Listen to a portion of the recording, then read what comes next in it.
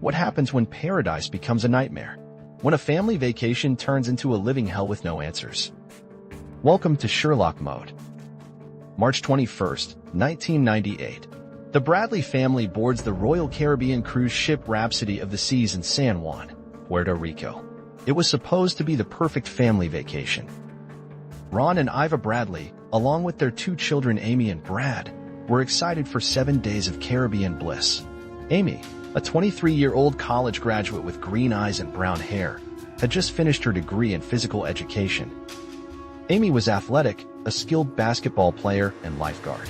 She had distinctive tattoos, a Tasmanian devil spinning a basketball on her shoulder, a sun on her lower back, a Chinese symbol on her ankle, and a gecko around her navel. Despite her love for swimming, Amy was terrified of the open ocean. She had to be convinced to take this cruise. Little did anyone know, her fears would prove tragically prophetic. For the first 2 days, everything was perfect. The family enjoyed the amenities, the food, the entertainment. Amy began to relax and enjoy herself. March 23rd, their third night at sea. The ship had stopped in Aruba and was now heading toward Curacao. Amy and her brother Brad decided to check out the nightclub after dinner. The ship's band, Blue Orchid, was performing that night. Amy caught the attention of the bass player, a man known by his nickname Yellow. His real name was Alistair Douglas. Chris Fenwick, a professional videographer working on the ship, captured footage of Amy dancing. In his video, Amy can be seen dancing closely with Yellow. This would become crucial evidence. Yellow later claimed he left Amy around 1 a.m. and took the staff elevator. Amy headed in a different direction. At 3:35 a.m., ship records show Brad entered his cabin. Amy followed 5 minutes later. The siblings talked briefly before going to bed. Brad's last words to his sister were, "I love you." Those 3 words would haunt him forever. Amy decided to sleep on the balcony's lounge chair, preferring the fresh ocean air. At 5:30 a.m., her father Ron checked on his children and saw Amy peacefully sleeping outside. At 6 a.m., Ron woke again. This time, the balcony was empty. Amy was gone. Her cigarettes and lighter were missing, but her shoes remained behind. Panic. The family immediately began searching the ship. They begged the crew to make an announcement to lock down the vessel. But the crew refused, claiming it was too early to use the loudspeakers. The ship was approaching Curacao. Amy's mother pleaded with the crew not to lower the gangway, not to let anyone leave until Amy was found. Her pleas fell on deaf ears. At 7:50 a.m., nearly 2 hours after Amy was discovered missing, the crew finally made the first announcement. By then, most passengers had already disembarked in Curacao. A desperate search began. Every deck, every room, every possible hiding place on the massive ship. 999 rooms searched. Nothing. Amy had simply vanished into thin air. The Netherlands Antilles Coast Guard launched a 4-day search of the surrounding waters. Coast Guard boats combed the Caribbean Sea. Divers searched below. Nothing. But something strange emerged. Crystal Roberts, a passenger, came forward. She claimed she saw Amy that morning around 6 a.m. on the upper deck with a man in crew uniform. The man Roberts described was tall, with distinctive features. But when questioned, no crew member matching that description could be identified. More disturbing revelations followed. Chris Fenwick, the videographer, revealed that ship security had instructed him to remove any footage of Amy from the cruise video sold to passengers. Why would they want to erase Amy's presence? Fenwick, troubled by this request, secretly made a copy of Amy dancing with Yellow and gave it to the Bradley family. The official theory was tragic, but simple. Amy had fallen overboard and drowned. But her family rejected this immediately. Amy was a trained lifeguard and strong swimmer. Moreover, she was terrified of the ocean. It seemed impossible that she would voluntarily go near the ship's edge, especially alone in the darkness. Months passed with no leads.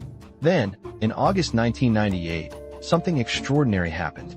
A Canadian tourist in Curacao contacted the Bradley family with a shocking claim. David Carmichael reported seeing a woman matching Amy's description on a beach near a local cafe. The woman appeared distressed and kept trying to get his attention. She was with 2 men who seemed to be controlling her movements. When Carmichael tried to approach, the men quickly led the woman away. She looked back desperately as they left.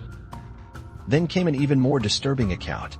In January 1999, a U.S. Navy sailor visiting Curacao claimed he encountered Amy in a brothel. The sailor said a woman approached him, identified herself as Amy Bradley from Virginia, and begged for help. She said she was being held against her will, but the sailor, fearing trouble, did nothing. When the FBI finally investigated years later, the building had burned down. The evidence, if any existed, was gone forever. The Bradley family refused to give up.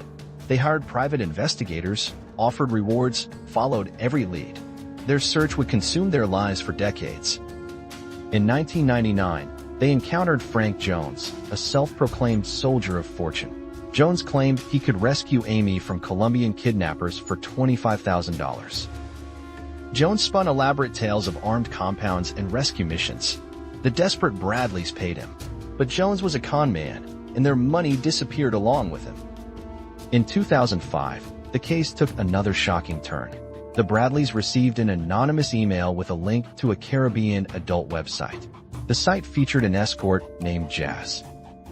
The photograph showed a woman bearing an uncanny resemblance to Amy. An FBI investigator later claimed he was so certain it was Amy that he would bet his career on it. The website belonged to a company called Affordable Adult Vacations, operating from Margarita Island. It offered week-long trips to their brothel for $2,700. But when investigators tried to follow up, the website had vanished. The escorts had disappeared. The company had dissolved. Another dead end in an endless maze. More alleged sightings followed over the years. Amy supposedly seen in Barbados, San Francisco, various Caribbean islands. Each report brought hope, then crushing disappointment. The FBI offered a $25,000 reward. They created age-progressed photos showing what Amy might look like today. The case remained open, but leads grew cold. Yellow, the bass player, was questioned multiple times but never charged. He maintained his innocence, claiming he left Amy that night and knew nothing more. The Bradley family sued Royal Caribbean, claiming negligence. They alleged the cruise line failed to properly secure the ship and suppressed evidence. Royal Caribbean denied wrongdoing, claiming they followed all proper procedures. They said crew members voluntarily took FBI polygraph tests. But questions remained. Why did security order footage of Amy to be removed? Why was the gangway lowered despite family pleas? Why were there no security cameras in crucial areas? As years turned to decades, theories multiplied.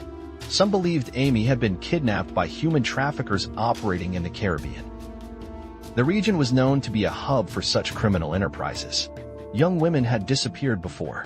The pattern was disturbing and consistent. Others suggested Amy might have been killed to cover up an assault or crime aboard the ship. Her body could have been disposed of at sea. A few still held to the accident theory that Amy had somehow fallen overboard despite her swimming skills and fear of the ocean. But Amy's parents, Ron and Iva, never lost hope. They believed their daughter was still alive somewhere, waiting to be found. In 2017, the FBI released new age-progressed photos. Amy would now be in her 40s, possibly a mother herself. The case gained renewed attention through documentaries, TV shows, and podcasts. America's Most Wanted featured her story. Dr. Phil investigated the claims. In 2025, Netflix released a 3-part documentary series directed by Ari Mark and Phil Lott, bringing Amy's story to a new generation. The documentary revealed new details and interviews, but still no definitive answers. The mystery remained as baffling as ever. Social media and modern technology brought new hope. TikTok sleuths and online investigators joined the search, analyzing old photos and generating new theories. Every few years, someone claims to have seen Amy. A woman in a restaurant, a face in a crowd, a resemblance that sparks hope in her family's hearts. But Amy Lynn Bradley remains one of the Caribbean's most enduring mysteries. 27 years later, the questions still haunt everyone who knows her story. What really happened on March 24, 1998? Was Amy the victim of human trafficking? Was she murdered to cover up a crime? Did she somehow survive and start a new life? Let us analyze the evidence like Sherlock Holmes himself. First, the timeline. Amy was seen at 5:30 a.m. by her father. By 6 a.m., she had vanished. 30 minutes. In that brief window, Amy either left voluntarily, was taken against her will, or met with an accident. Given her fear of the ocean, voluntary departure seems unlikely. Second, the witness testimony. Crystal Roberts saw Amy with an unidentified crew member. This suggests Amy was alive and mobile after 6 a.m. Third, the cover-up attempts. Why remove Amy from cruise footage? Why delay announcements? These actions suggest someone had something to hide. Fourth, the subsequent sightings. Multiple credible witnesses reported seeing Amy in Curacao. These cannot all be dismissed as mistaken identity. Fifth, the trafficking connection. The Caribbean in 1998 was a known hub for human trafficking. Young women regularly disappeared into this network. The most compelling theory emerges when we connect these dots. Amy likely encountered someone she trusted, possibly Yellow or another crew member, who lured her to a secluded area. She was then either assaulted or drugged, and when the ship docked in Curacao, she was smuggled off in equipment cases or through crew areas where no passport was required. The subsequent sightings suggest Amy was indeed trafficked and held in the Caribbean region for years. The brothel encounter and beach sighting provide disturbing corroboration. The cruise line's actions suggest they suspected crew involvement and attempted damage control rather than genuine search efforts. The jazz photograph provides the most tangible evidence. If genuine, it proves Amy survived at least until 2005 and was indeed being exploited by traffickers. But the trail grows cold after 2005. Amy, if still alive, would now be in her late 40s. The chances of survival after decades in trafficking are heartbreakingly slim. Yellow remains a person of interest, but has never been charged. The evidence against him is circumstantial, dancing with Amy, conflicting stories about when he left her. The most likely scenario is that Amy was targeted by human traffickers operating on or with connections to the cruise ship. She was taken to Curacao and forced into sexual slavery. Whether she survived long enough to be the woman in the jazz photograph remains the ultimate question. If so, she may have eventually been killed or died from the harsh conditions.